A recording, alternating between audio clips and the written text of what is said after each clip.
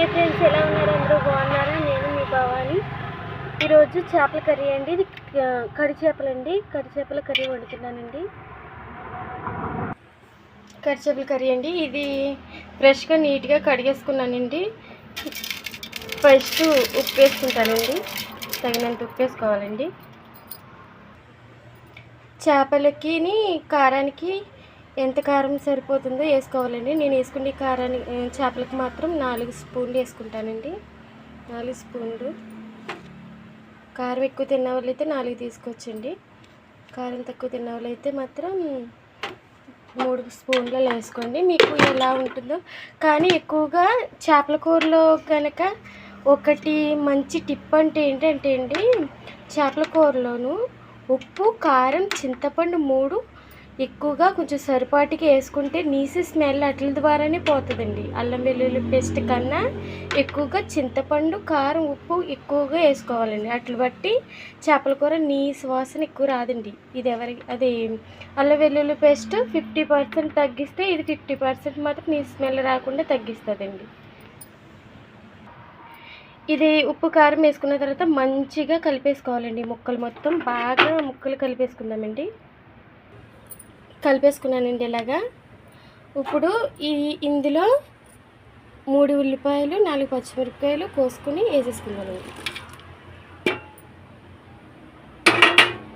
వేసుకున్న తర్వాత ఇందులోనే మనం ఆయిల్ వేసుకోవాలండి. ఎంత కావాలంటే అంత ఆయిల్ వేసుకోవాలండి.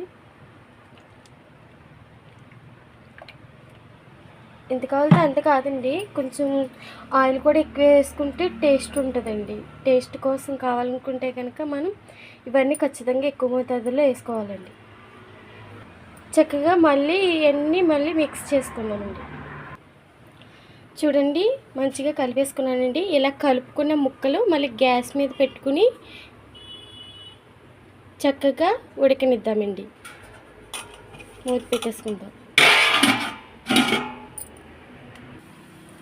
అంతసేపులో మనకి ఇంత పెద్ద సైజు, మన చేతికి సరిపడ పెద్ద సైజు, ఎందుకంటే నేను ఎక్కువ వండుతున్నాను కాబట్టి పెద్ద సైజు చింతపండు తీసుకుని వాటర్తో నీట్గా క్లీన్ చేసుకోవాలండి. ఇలాగా మామూలుగా క్లీన్ చేసుకుంటే బాగా గట్టిగా పిసకుండా ఇలా క్లీన్ చేసుకున్నానండి. క్లీన్ చేసుకుని వాటర్ పడేసేసి క్లీన్ చేసుకున్న తర్వాత చింతపండు మళ్ళీ నీళ్ళు వేసుకుని మంచిగా నానబెట్టుకోవాలండి.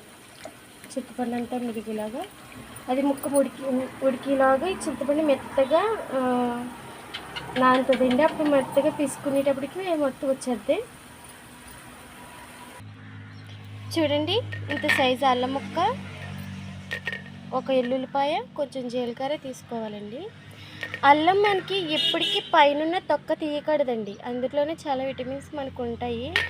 ఇది మాత్రం తొక్కలు తీసేసి పాయలు మనం ఎడగొట్టుకుని పక్కన పెట్టుకోవాలి. జీలకర్ర ఇదంతా మిక్స్గా మంచిగా సందికాయలోను మెత్తగా కచ్చబిచ్చ నూరుకోవాలండి. జీలకర్ర వేసుకున్నానండి.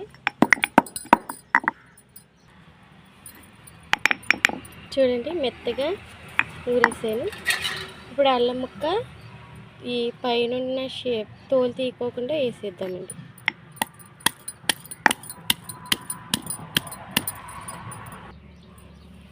అలా వేసుకున్న తర్వాత ఎల్లుల్లిపాయలు ఇలా తీసుకుని ఇలా వేసేసుకుందామండి. ఇవన్నీ చక్కగా మంచిగా కచ్చాబిచ్చ నూరుకుందాం. చూడండి, కచ్చాబిచ్చ నూరేసుకున్నాను.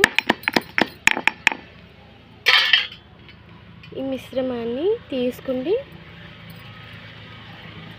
చక్కగా మిక్సీలో వేసేది ఏదైనా టేస్ట్ ఉండదండి. ఇలా సందికాయలో ఒక అడుగు ఆలస్యమైన సందికాయలోనే చేసుకోవాలండి.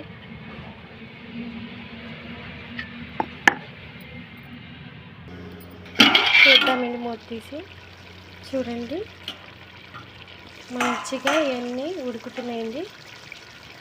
ఒకసారి ఇదంతా కొంచెం మెల్లగా టచ్ ఎలా ఉందో చూద్దామండి.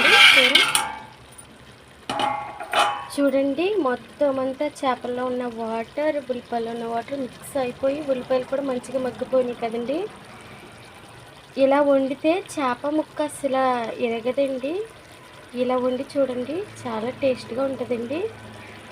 ఇంకోటి ఏంటంటే ఒక హ్యాండ్ వల్ల చూపించలేకపోతున్నాను. ఇక్కడ హ్యాండ్ అక్కడ హ్యాండ్ పెట్టుకుని మెల్లిగా ఇలాగ అటు ఇటు ఊపుతూ ఉంటే కింద అడిగి పట్టదండి.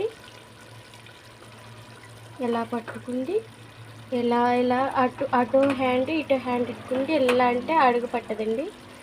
అడుగు పట్టుకోండి, కింద మాత్రం ఇప్పుడు జరుగుతూ ఉంటుందండి. అప్పుడు అలా చూసుకుంటూ ఉండాలి.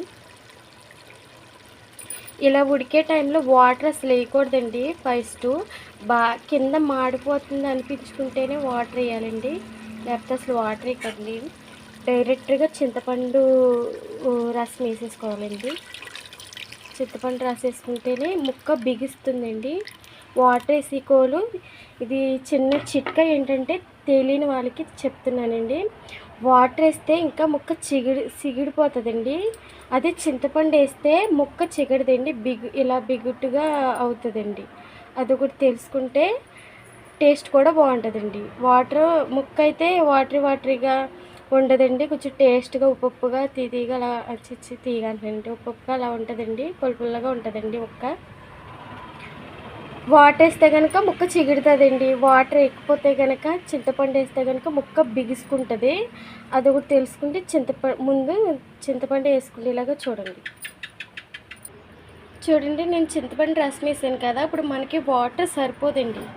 మనకి వేసిన తర్వాత కూడా మన హ్యాండ్ ఇలా పట్టుకుండి అటు హ్యాండ్ పట్టుకుండి ఇటు అటు చక్కగా ఇలా తిప్పుతూ ఉండాలండి. ఒక హ్యాండ్ వల్ల చూపించలేకపోతున్నాను.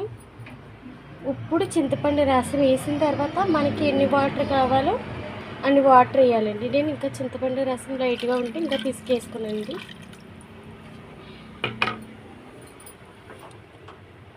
చూసుకోవాలండి, నాకు కొంచెం వాటర్ పడతాయండి. చూడండి, ఇప్పుడు మూత పెట్టేసుకుందాం.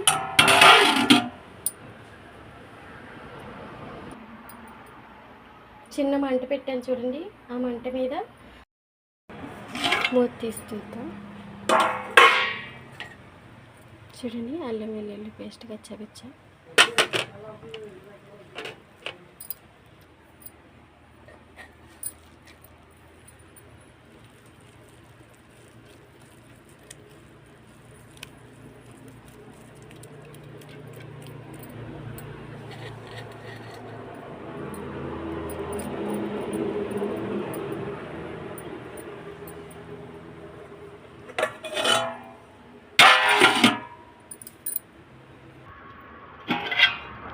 చూడండి ఎలా ఉడుకుతుందో. అల్లం వెల్లుల్లి పేస్ట్ వేసాం కదండి, చక్కగా ఉడుకుతుంది. దగ్గరికల్లా ఉడికిన తర్వాత కొత్తిమీర వేసుకుని దించేసుకుంటామే.